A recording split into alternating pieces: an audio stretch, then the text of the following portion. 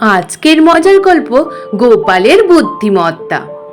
গোপাল বাড়িতে খেতে বসেই বলে, ইস গিন্নি, এ কি রান্না করেছো? এটা মাংস? ওয়াক থু, ছি ছি ছি ছি, যত দিন বাড়ছে তোমার বয়স বাড়ছে, তার সাথে হাতের রান্নাও বাজে হচ্ছে। অমনি গিন্নি বলে, কি বললে তুমি আমায়? আমি বাজে রান্না করি? বলে তাহলে কি? মুখেই তো দেওয়া যাচ্ছে না, এটা কেউ খেতে পারে বলো তো? শুধু বাড়িতে বসে বসে খাচ্ছ আর মোটা হচ্ছ। অমনি গিন্নি বলে, আর তোমার? তুমি তো বুড়ো হচ্ছ আর টাক বানাচ্ছ, তোমার আর কি আছে? গোপাল তখন বলে, আচ্ছা আচ্ছা, এবার ভেবেছি একটা বিয়ে করতে হবে, এই জন্য বড় রাজরাজাদের অনেকগুলো রানী থাকে। এই শুনে গোপালের গিন্নি আরো রেগে যায়, বলে তাহলে যাও গে, একটা কচি খোকি দেখে বিয়ে করে আসো। গোপাল বলে, নিকুচি করেছে তোর খাওয়া। তারপর খাওয়া ছুঁড়ে ফেলে দিয়ে উঠে চলে আসে। গোপালের গিন্নি বলে, বেরো বেরো, দরকার নেই তোমাকে, তুমি কিনা আমাকে মোটা বললে। গোপালের গিন্নিও গোপালের জামা ধরে গোপালকে বাইরে বের করে দেয়। ওদিকে ভোলা ময়রা ওই রাস্তা দিয়ে যাচ্ছিল। ভোলা ময়রা বলে, এ কি, গোপাল আর গোপালের গিন্নির তো দেখছে বিশাল বড় ঝগড়া হচ্ছে। দেখি তো, ভালো করে শুনি তো। গাছের আড়াল থেকে শুনতে থাকে। ওদিকে গোপালের গিন্নি গোপালকে দরজার বাইরে বের করে দিয়ে ছিটকিনি লাগিয়ে দেয়। গোপাল বলে, আরে আমাকে দুটো হোটেলে খাওয়ার মতো তো পয়সা দাও, আমি যে বাইরে খাবো সেই পয়সাটুকু কোথা দিয়ে পাবো? গোপালের গিন্নি বলে, যাও, যেখানে তুমি বিয়ে করবে ওখান থেকে গিয়ে খাবার খেয়ে নাও। অমনি বলে দরজা লাগিয়ে চলে আসে। ওদিকে ভোলা ময়রা দেখতে পেয়ে সবটাই শুনে ছুটে যায় মন্ত্রী মশাইকে গিয়ে খবর দেয়। মন্ত্রী মশাই পথের মধ্যে আসতেই মন্ত্রী মশাই বলে, মন্ত্রী মশাই জানেন, আপনার জন্য সুখবর আছে। বলে, কি রে ভোলা ময়রা, কি এমন সুখবর নিয়ে এলি? বলে, জানেন মন্ত্রী মশাই, গোপাল আর গোপালের গিন্নি আজকে অনেক ঝগড়াঝাটি হয়েছে। গোপালের গিন্নি ভালো রান্না করেনি বলে গোপাল খায়নি, আর গোপালের গিন্নিও গোপালকে বাইরে বের করে দিয়েছে। বলে, তাই নাকি রে? তাহলে এই খবরটা রাজামশাইকে গিয়ে জানাই। মন্ত্রী মশাই সোজা গিয়ে রাজামশাইকে গিয়ে জানায়। রাজামশাই বলে, এটাই সুযোগ, এই সুযোগে গোপালকে জব্দ করা যাবে। ওদিকে কিছুক্ষণ বাদে গোপালও রাজামশাইয়ের কাছে গিয়ে বলে, রাজামশাই, আমাকে সামান্য কিছু টাকা ধার দেবেন রাজামশাই। রাজামশাই বলে, না গোপাল, যখন তখন টাকা চাইলে দেওয়া যায় নাকি? একটাও টাকা দিতে পারবো না। গোপাল তখন শুকনো মুখ করে সোজা ভোলা ময়রার দোকানে যায়।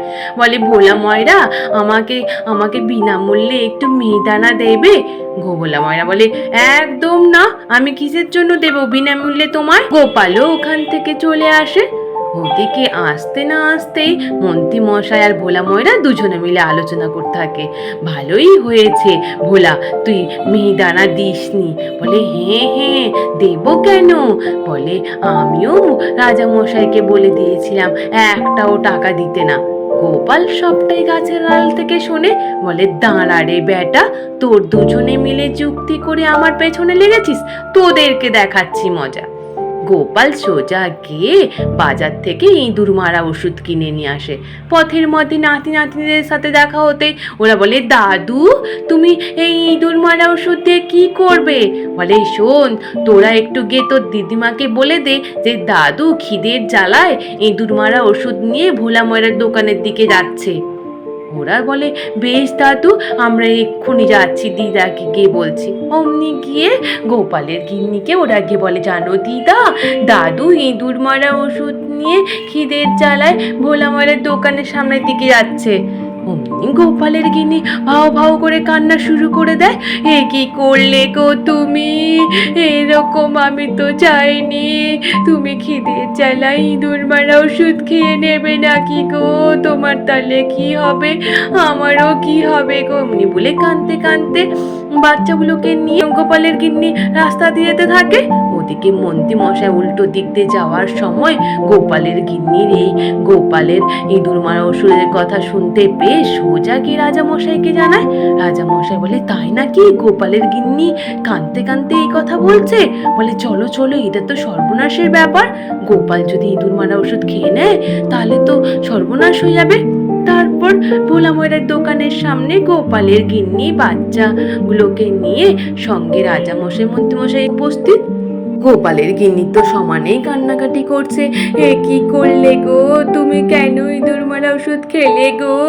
ওদিকে রাজামশাই বলে, গোপাল তুমি এ কি করলে?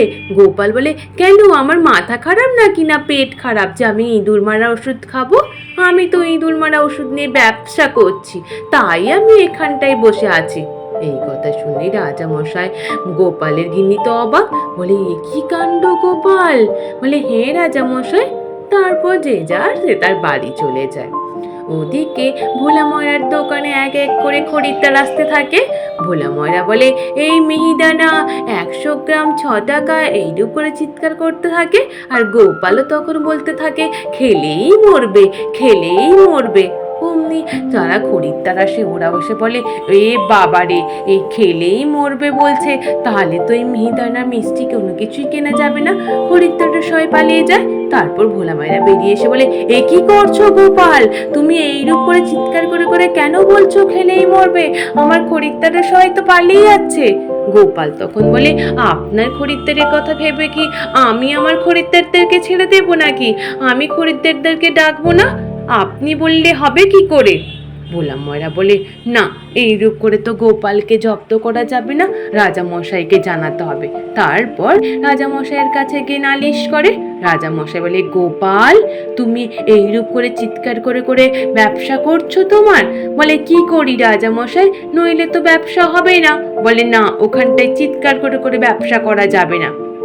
রাজামশাইয়ের কথা শুনে গোপাল বলে, বেশ রাজামশাই। তারপর রাজসভা শেষ হয়ে যেতে গুলটে বুটি ন্যাপলারা বলে, দাদু তাহলে তুমি কি করে খাবে? কি করে তাহলে মিহিদানা মিষ্টি তাহলে কি করে তুমিও খাবে আর আমরাও খাবো? বলে, দাঁড়া, অন্য একটা ব্যবস্থা করতে হবে, যা তো একটা মরা ইঁদুর একটা খুঁজে নিয়ে আয় দেখি। তারপর গুলটে একটা মরা ইঁদুর খুঁজে নিয়ে আসে। অমনি গোপাল ভোলা ময়রার দোকানে গিয়ে ভোলা ময়রার সাথে কথা বলতে বলতে মরা ইঁদুরটাকে রসগোল্লার হাঁড়ির মধ্যে ফেলে দেয়। তারপর বলে, এই যে ভোলা ময়রা, আজকে আমি রসগোল্লা নেব, একদম নগদে, আমাকে 10টা রসগোল্লা দাও দেখি। ভোলা ময়রা রসগোল্লা নিতে কি দেখে মরা ইঁদুর। বলে, এই রে, এ তো মরা ইঁদুর। গোপাল তখন বলে, এ কি ভোলা ময়রা, তোমার মিষ্টি হাঁড়ির ওপরে মরা ইঁদুর, ছি ছি ছি ছি, এ তো কেউই নিতে চাইবে না। ভোলা ময়রা বলে, গোপাল তুমি এত চিৎকার করে বলো না।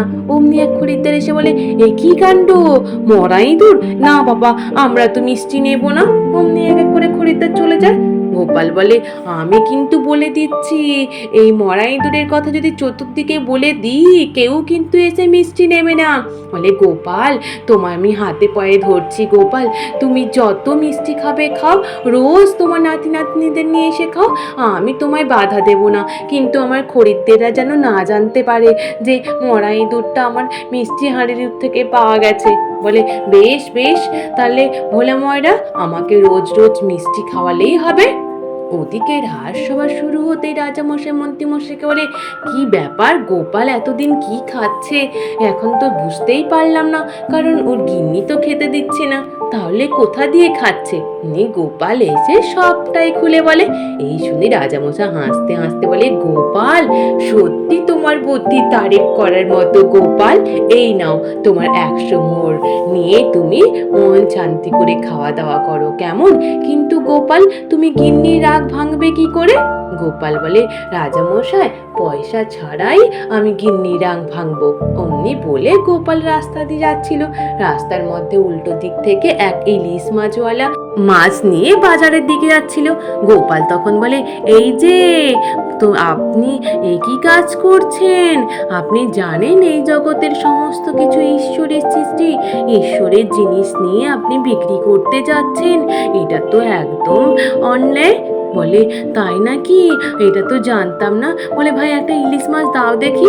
বলে, নাও নাও, এই ইলিশ মাছটা নাও। বলে, দামটা? বলে, না না, তোমায় দিতে হবে না। গোপাল ওই ইলিশ মাছ নিয়ে বাড়ি ঢুকতেই গোপালের গিন্নি বলে, ও মা, কত বড় ইলিশ মাছ গো!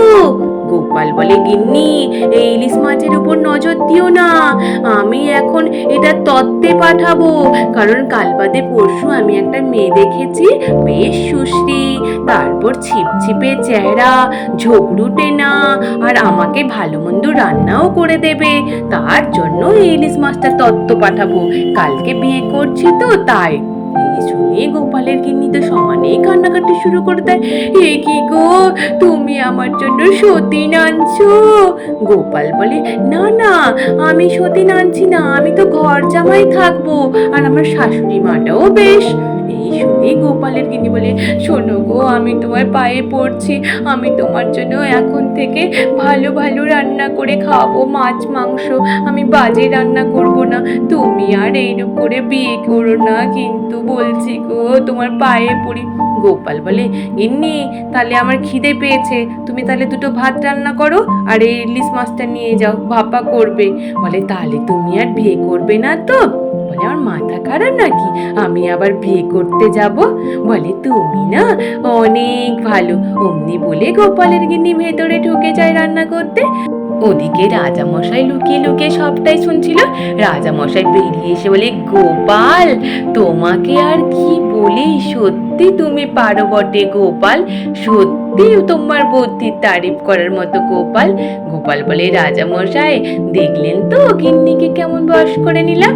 বলে, হ্যাঁ গোপাল, ওই খুশিতে তোমাকে আমি আরো 100 মোহর উপহার দিলাম গোপাল। গোপালও খুশি হয়ে যায়, রাজামশাইও খুশি হয়ে যায়। আজ এই পর্যন্ত, নিশ্চিত তোমাদের সকলের ভালো লেগেছে। আর যদি ভালো লেগে থাকে তাহলে একটু লাইক আর সাবস্ক্রাইব করে দিও। আর তোমরা সকলে ভালো থেকো, কেমন? টাটা।